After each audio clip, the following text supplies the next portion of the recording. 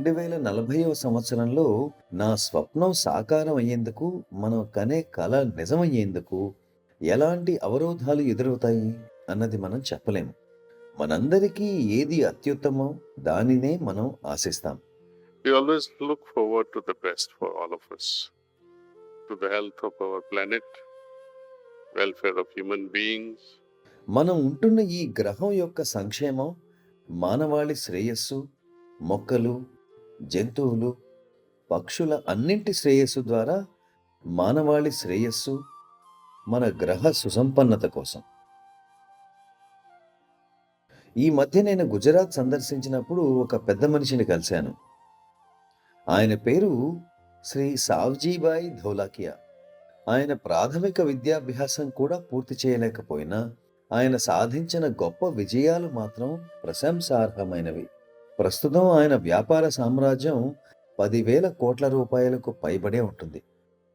కనుక యువత ఆశను కోల్పోకూడదు.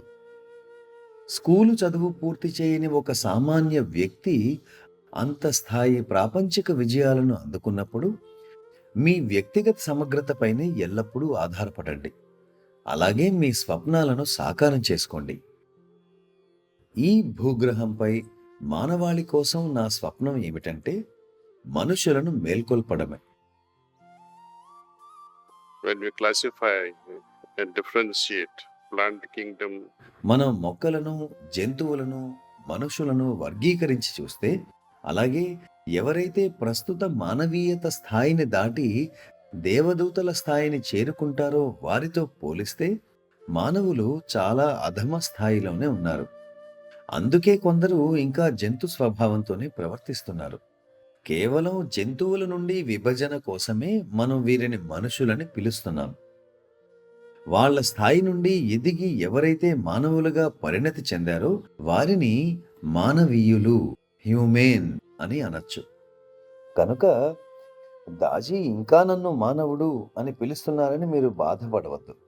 దానికన్నా ఉత్తమమైనది మానవీయులు. దానికన్నా మరింత ఉత్తమమైనది దేవదూత స్థాయి. being what is it to be a real humane? నిజమైన మానవీయత అంటే అర్థం ఏమిటి? ఎటువంటి లక్షణాలను అలవర్చుకోవాలి? ముఖ్యంగా ఔదార్యత. దానికన్నా ముందుగా దయ. ఎందుకంటే సానుభూతి, సహానుభూతి, దయ లేకుండా మీరు ఉదార హృదయంతో ఉండలేరు. ఉదారతకు ముందు క్షమ కూడా ఉంటుంది. And when you do forgive, మీరు క్షమించినప్పుడు ఏం జరుగుతుంది? ఇతరులపై మీ పగ, ప్రతీకారం, అసూయ ఇవన్నీ కరిగిపోతాయి. తద్వారా మనం స్వేచ్ఛా ప్రపంచంలోనికి, మనం ఏదైతే యోగ శాస్త్రాల్లో మోక్షం అని అంటామో దానిలోకి ప్రవేశిస్తాం. moksha. So the foundation of moksha lies in the heart that is generous. కనుక మోక్షానికి పునాది హృదయ ఔదార్యతలో ఉంది. దేన్నైనా వదిలేసేందుకు, అంగీకరించేందుకు, క్షమించేందుకు, వ్యక్తిగత జీవితాన్ని సైతం ఇతరుల కోసం త్యాగం చేసేందుకు సరిపడా ఉదారత. ఇలా ఎన్నో గొప్ప సగుణాలున్నాయి. అయితే మనం ఉదారంగా ఎలా తయారవ్వాలి? అలా ఎలా మనం పురోగమించాలి? ఇది ధనం ఇవ్వడం గురించి కాదు. ఒక వ్యక్తిని ఓపికతో వినడం, ఇతరుల వేదనని అర్థం చేసుకోవడం, ఇదంతా నా దృష్టిలో ఔదార్యతే. మీరు కొంత సమయం వారి కోసం ఖర్చు చేస్తున్నారు. అమితమైన శ్రద్ధతో వినడం, ఇలా ఉదారత చూపేందుకు ఎన్నో మార్గాలున్నాయి. There are many ways one can be generous. It has nothing to do whatsoever with finance. ఇది ఆర్థిక సంబంధ విషయం కానే కాదు.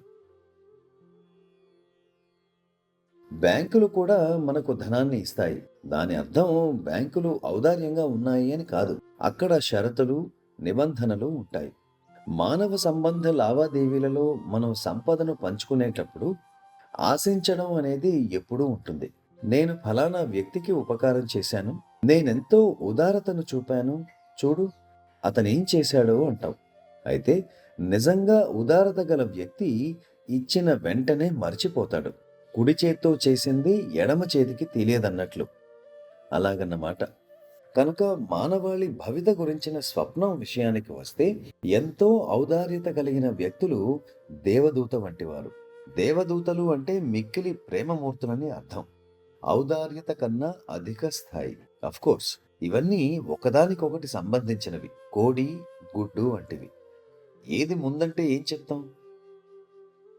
గుడ్డు ముందా లేక కోడి ముందా? కోడి ముందు అంటే మరి అది ఎలా వచ్చింది గుడ్డు లేకుండా? పోనీ గుడ్డు అందామా? మరి కోడి లేకుండా అదెలా వస్తుంది? ఇది ఒక అంతం లేని వలయంలా ఉంటుంది. అలాగే విత్తనం ముందా లేక చెట్టు ముందా? అయితే దీనికి ఒక సరళమైన సమాధానం కూడా ఉంది. మనం ఉదారత, ప్రేమల గురించి మాట్లాడుకుంటున్నాం. అవి రెండూ కలిసి ముందుకు వెళతాయి. అవి రెండు నాణేనికి రెండు పార్శ్వాల వంటివి. బాబూజీ ఇలా అనేవారు, ఒక పెద్ద చెట్టును సృష్టించి తద్వారా విత్తనాలను సృష్టించేందుకు భగవంతుడేమీ మూర్ఖుడు కాదు అని. ఆయన ముందుగా విత్తనాలను సృష్టించారు, తరువాత చెట్టు వచ్చింది. ప్రేమ ముందా, ఉదారత, కరుణ ముందా అనే ఇటువంటి వైరుధ్యతతో కూడిన విషయంలో కూడా వీటన్నింటికీ పునాది, ఆధారం ప్రేమే. ప్రేమ మిమ్మల్ని ఉదారవాదులుగా తయారు చేస్తుంది. ప్రేమ అనేది ఒక చర్య కాదు, అది ప్రేమైక మూర్తిగా మార్పు చెందడం. అది సమూలంగా మార్చివేస్తుంది. Meditation, especially our heartfulness practice, brings about ధ్యానం, such ముఖ్యంగా మన హార్ట్ఫుల్నెస్ సాధనా పద్ధతి, అటువంటి మృదువైన, మెత్తని, క్రమానుగత మార్పులను మన హృదయాల్లో తెస్తుంది. మీరు స్వచ్ఛంగా, సరళంగా తయారవుతారు. కనుక రాబోయే తరం స్వచ్ఛంగా, సరళంగా ఉంటుంది. అంతా సరళీకరింపబడుతుంది. ఇది నా స్వప్నం. ఇది జరుగుతుందా లేదా అంటే మనందరిపై ఆధారపడి ఉంటుంది. ఇప్పుడు మనం మన జీవితాలను ఎలా తీర్చిదిద్దుకుంటున్నాం అనే దానిపై. if we continue to live the way we are leading our life, ఇప్పుడు ఎలా ఉంటున్నామో అలాగే ఉండిపోతే అప్పుడు 2040వ సంవత్సరంలో పరిస్థితి మరింత దారుణంగా ఉంటుంది. కానీ మనం మన వ్యక్తిగత స్థాయిలలో పరివర్తన, మార్పు కోసం తప్పిస్తే అప్పుడు అది సాధ్యపడుతుంది. then that is possible. Problem with humanity is, మానవులతో సమస్య ఏంటంటే, నా భార్య లేదా భర్త మారితే బాగుండు అనుకుంటారు. ఇతరులే ముందుగా మారాలని ఆశిస్తాను. this morning when we were talking, exchanging ideas with నేటి ఉదయం కాన్హాలో సమావేశమైన ఎన్నో వ్యవసాయ విశ్వవిద్యాలయాల వైస్ ఛాన్సలర్లతో ఆలోచనలను పంచుకునే క్రమంలో ఇలాంటి ప్రశ్న ఒకటి అడగబడింది. పరివర్తన గురించి, ప్రపంచంలో మార్పు ఎలా రావాలి అనే దానిపై. దానికి నేను ప్రపంచం గురించి మర్చిపోండి అన్నాను. ఆయన రాజకీయ నాయకుల వైఖరిపై ప్రశ్నించారు. ఈ ప్రజాస్వామ్యం ఇలాంటివన్నీ ఎంతో అతిశయోక్తి పదాలు. ఈ గ్రహంపై నిజమైన ప్రజాస్వామ్యం అనేది ఎక్కడా మనుగడలో లేదు అని నేనన్నాను. ఇవన్నీ నకిలీ ప్రజాస్వామ్యాలు, నటన, కల్పితం. ఉదాహరణకు, మీరు మీ ఇంట్లోనే సఖ్యతతో లేకపోతే, మీరు ఆశించిన మార్పుకు ప్రతిఘటన ఎదురైతే, కుటుంబంలో మనల్ని ఎంతగానో ప్రేమించే వ్యక్తుల మధ్యే ఇలా ఉంటే, ఈ ప్రపంచంలోని రాజకీయ నాయకుల మధ్య సయోధ్య అనేది మీకు అనుగుణంగా ఎలా సాధ్యం? అది జరగదు. why go that far? అంతదాకా ఎందుకు? Think that I will me transform విషయంలో myself tomorrow and రేపు day by ఉదయం లేవగానే ధ్యానించాలని నిర్ణయించుకుని మీరు దాన్ని అమలు జరపగలరా? This is also a desire to transform oneself. If I myself cannot change, చిన్న చిన్న విషయాల్లోనే స్వీయ పరివర్తన సాధ్యం కానప్పుడు ప్రపంచాన్ని మార్చడం వీలవుతుందా? అలాంటి కలలు కనకండి. మిగిలిన వారి ప్రవర్తనకు సంబంధించి కలలు కనడం మర్చిపోండి. రేపు నేను ఏ విధంగా మారాలి, నేను రేపు ఏం చేయగలను అని ఉండాలి. and this incremental change is soft. ఇటువంటి నిత్యం తీసుకునే చిన్న చిన్న క్రమానుగత మృదువైన మార్పులు మనల్ని ఉన్నత స్థాయిలకు తీసుకుని వెళ్తాయి. నేను చిన్న చిన్న అడుగులు వేస్తున్నప్పటికీ నాలో అద్భుతమైన మార్పు కనబడింది అని ఒకరోజు మీరు హఠాత్తుగా తెలుసుకుంటారు. మీరు ఓహ్, ఇది అద్భుతం, నేనిది ముందుగానే అనుభూతి చెందాను, తెలుసుకున్నాను అనుకుంటారు. మీ అసలైన స్వచ్ఛతను మీరు తిరిగి పొందగలుగుతారు. దాంతో ఆ స్వచ్ఛతతో మీరు అనునాదిస్తారు. ఎందుకంటే అదే మన స్వభావం కనుక. నేను దీన్ని తిరిగి పొందాను అంటారు. మీరు తిరిగి స్వచ్ఛంగా తయారవడం కాదు, మీరిప్పటికే స్వచ్ఛమైన వారు.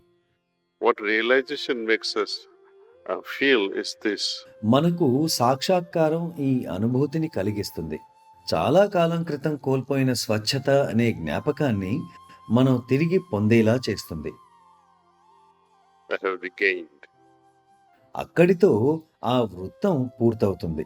అయితే స్వచ్ఛంగా మారడం అనేది సరిపోతుందా? లేదు. స్వచ్ఛతలో కూడా క్రమానుగత స్వచ్ఛత లేదా స్వచ్ఛతలో మోతాదు అనేది ఉంటుంది. అయితే అది పూర్తిగా మరో అంశం. 2040వ సంవత్సరంలో నేను ఎలా ఉంటాను? నేను అప్పటికే ఈ గ్రహంపై ఉంటానో లేదో తెలియదు. భవిష్యత్తు ఎవరికి మాత్రం తెలుసు?